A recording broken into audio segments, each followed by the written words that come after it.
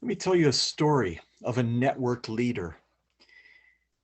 Uh, in a class at University of Colorado in Denver on network leadership, I was sitting next to a gentleman who I discovered was the head of a network for the homeless in San Francisco. And he explained to me what he does. And I think it was really interesting, and we can learn from his leadership of this network. So he um, leads this network. Um, he understands the context in San Francisco. He knows that there are over 8,000 homeless living on the streets. He knows where they're at. He understands this context, what is driving many of them into this situation, the causes, the situation, their risks that they endure because of where they're at. He understands this context, and he's always studying that. He also researches and keeps track of the primary constituents. Those are those that are focused serving the homeless. So he knows the little Baptist church that every Thursday night at 6:30 serves a free meal at a certain street corner in San Francisco. He knows those that work from the medical facilities, the hospitals, the emergency rooms, those individuals in those institutions that are responsible for serving the homeless who continually show up there and ask for help for medical needs.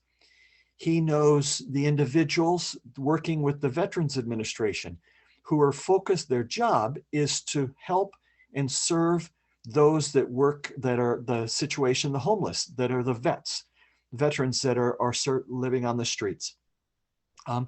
He knows some of the other ministries, activities that are seeking to help these individuals. Those are his primary constituents.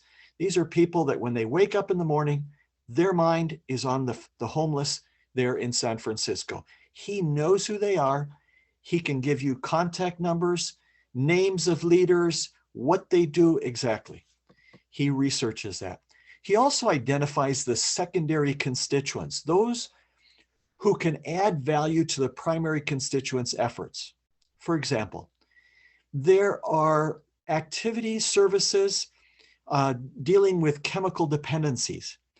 And they have, these individuals that work there in those activities have specialties that are really important for those that are trying to work with the homeless. But they don't wake up in the morning and think just about the homeless. They're thinking about drug dependency, chemical dependency on a much broader scale. They also know the fact that universities, community colleges have training for nurses, medical people, social workers, and these institutions are always looking for practical activities for their students. They also have professors at those universities that have specialties, a lot of experience in certain areas that those that are serving the homeless really could use a benefit from. So he knows those secondary constituents. He knows the people that work on the housing development, the urbanization, the urban planning boards. He's well aware of anyone who has a specialty, a focus in their activity that somehow connects with the issue of the homeless. So he knows his primary constituents and his secondary constituents. And he showed me on his computer, his laptop, page after page after page of Excel sheets outlining who these different people were. He knows who these people are. This is part of his job.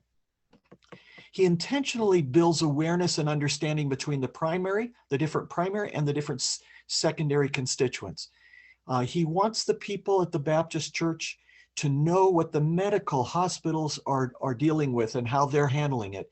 And between them and the university medical training centers, the drug dependency, the appropriate housing, all of those groups, he wants them to know each other, not to work in isolation. So he develops activities where this information is shared, where they can come across each other, get to know each other on a personal basis. He is also always birthing partnerships. He'll connect people together. When he discovers that this little Pentecostal church that does something down there has a couple nurses and a doctor that's always part of their activity, he connects them with the emergency room directors that are focused on dealing with the homeless, because they want to work with this group that has medical people. It's cheaper for them to provide material for this little Pentecostal church that does an activity, and let those medically trained people handle the homeless rather than them always showing up at the emergency room at the hospital. So those collaborative things, he's always birthing, helping those that are studying a trade at community college to find practical work in an area that's trying to be in a facility where they're trying to create temporary housing for homeless, etc. He's birthing those, looking for the relationships, always birthing them.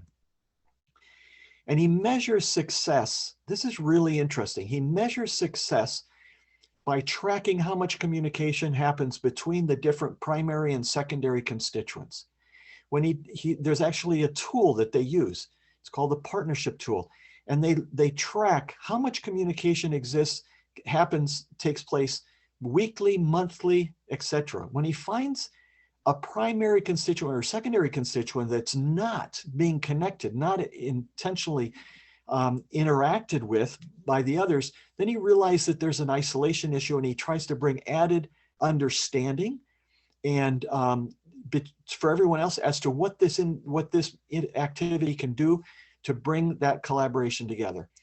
Let me just finish here by saying this network leaders does not open up a little office on a street corner to do ministry to street people and then tell everyone, hey guys, come and watch me.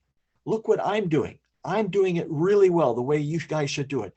He's not an expert. He's not one who says, here's how you do it and sends out a paper and explains it all to everyone. As a network leader, he empowers his primary constituents, and that's his focus. One thing about network leaders, those leaders who work effectively on a network platform and serve in a network leadership role, you will not know their name. These are not well-known individuals, even though they perhaps are better informed as to what's going on and have a far greater impact because of how they function as a network leader than if they published in a paper, had a blog, and everyone read what they're doing. I think this individual was a great example for me as to what network leadership is all about.